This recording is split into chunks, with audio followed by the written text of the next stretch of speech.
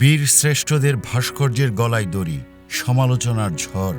টাঙ্গাইলের শহীদ স্মৃতি পৌর উদ্যানে ৭ বীর শ্রেষ্ঠর আবক্ষ ভাস্কর্যের গলায় দড়ি বেঁধে মেলার স্টল নির্মাণের ঘটনায় ব্যাপক সমালোচনার সৃষ্টি হয়েছে। বিসিক আয়োজিত মেলার শেষ দিনে বিষয়টি সামনে আসে। গত রোববার রাতে ভাস্কর্যের গলায় দড়ি বাঁধা ছবিটি সামাজিক মাধ্যমে ছড়িয়ে পড়ার পর শুরু হয় নিন্দা, ক্ষোভ। ছবিতে দেখা যায় স্টলের ছাউনি টানাতে ব্যবহৃত দড়ি সরাসরি বীর শ্রেষ্ঠদের ভাস্কর্যের গলায় বাঁধা।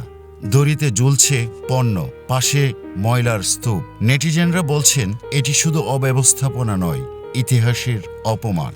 বিসিকের সহকারী মহাব্যবস্থাপক শাহনাজ বেগম বলছেন, বিষয়টি নজরে আসার সঙ্গে সঙ্গে দড়ি খুলে নেওয়া হয়েছে। কে বা কারা এ কাজ করেছে তা জানা যায়নি।